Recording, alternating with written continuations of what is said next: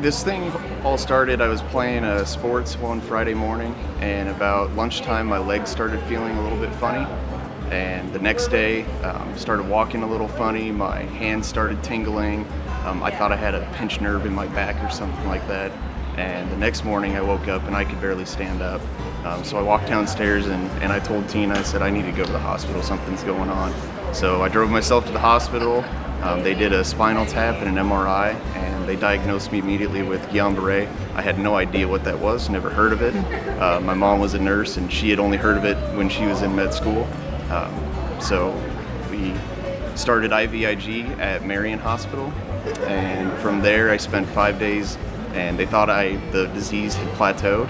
And Guillain-Barré is a syndrome where your immune system attacks your nervous system.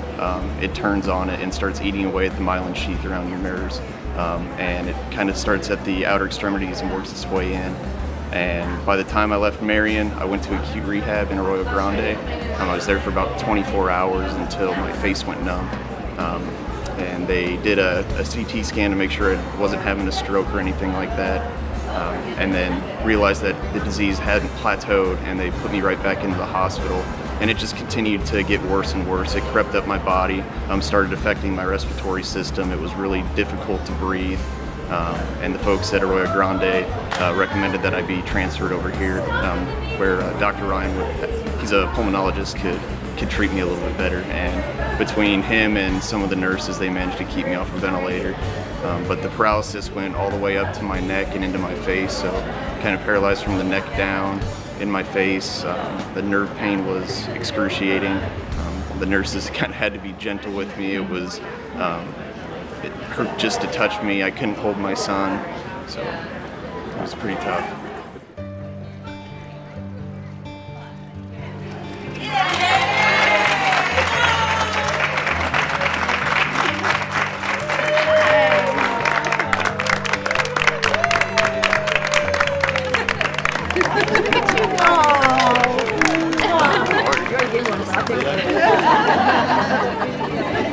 How old is this guy now? 18 months. Nice. We're trying to figure that out. It's kind of perfect that it's Nurses Week next week, and this is like all we want is seeing you guys again, and I can't even begin to explain how inspiring you two are as a couple and you as a patient, and thank you for letting us take care of you.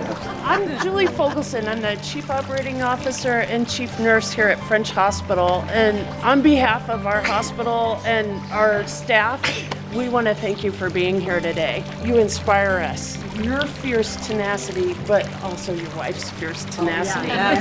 She's such an awesome advocate, and it's just so inspiring. I can't tell you how much we appreciate you coming back and giving us this honor of visiting us. Absolutely. I wouldn't be where I'm at today without you guys here, so I can't thank you guys enough. We're so proud. I mean, he was stuck in the hospital room, he was stuck in the hospital bed, and he didn't see how many hands came together to truly make his recovery and his healing happen. One of the biggest things I want to do is come back and thank the doctors and the nurses that helped get me to where I am. So being able to come back here and seeing the amount of people that showed up, it's very touching.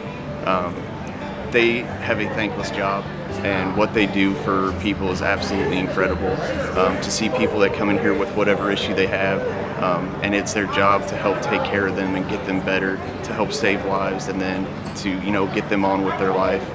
It's an honor to come back and thank them for what they do, because they're absolute angels in my book.